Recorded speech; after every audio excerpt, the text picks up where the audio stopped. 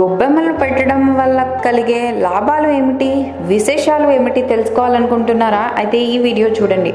హిందూ సంస్కృతి సంప్రదాయాల ప్రకారం గొబ్బెమ్మలకు ఒక ప్రత్యేక స్థానం ఉంది. గొబ్బెమ్మలను సంస్కృతి సరదాల మేళవింపుగా పరిగణిస్తారు. ముఖ్యంగా ధనుర్మాసం ప్రారంభమైన రోజు నుండి ప్రతి ఒక్కరూ వీటిని ప్రత్యేకంగా పూజా కార్యక్రమాల్లోనూ ఇతర కార్యాలలోనూ ఉపయోగిస్తారు. ధనుర్మాసం రోజు నుండి తమ ఇంటి ముందు వాకిళ్లలో రంగురంగుల ముగ్గులు తీర్చిదిద్ది వాటి మధ్యలో గొబ్బెమ్మలను ఉంచడం ప్రాచీన కాలం నుండి వస్తున్న ఆచారం. మొదటగా గొబ్బెమ్మలకు పసుపు కుంకుమలు పెట్టి వాటి మధ్యలో పుష్పాలతో అలంకరిస్తారు. అలా అలంకరించిన తరువాత మహిళలు ఆ రంగవల్లికలు చుట్టూ చప్పట్లు కొడుతూ ఆడిపాడుతారు. మరికొంతమంది తమదైన పద్ధతిలో వీటిని సాయంత్రం వేళ పెరట్లో దీపాలు వెలిగించి గొబ్బెమ్మలు తయారు చేసుకుని సందె ముగ్గుల మధ్య ఉంచుతారు. అందుకే వీటిని సందె గొబ్బెమ్మలు అని అంటారు.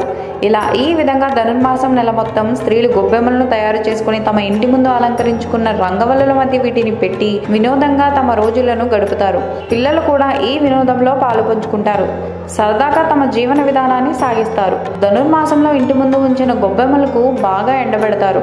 కనుమ రోజు వీటిని పొయ్యి కొంద పెట్టి కాల్చి ఆ మంటతోనే పాయసాన్ని తయారు చేస్తారు. ఆ పాయసాన్ని దేవుడికి నైవేద్యంగా పెట్టడం కూడా ఆచారం. మొత్తం మీద గొబ్బెమ్మలు కూడా హిందూ సాంప్రదాయంలో ఒక ప్రధాన పాత్రను పోషిస్తాయి. ఈ వీడియో కనుక మీకు నచ్చినట్టయితే లైక్ చేయండి, షేర్ చేయండి. మరిన్ని భక్తిపరమైన విషయాల కోసం మా ఛానల్ని సబ్స్క్రైబ్ చేయండి.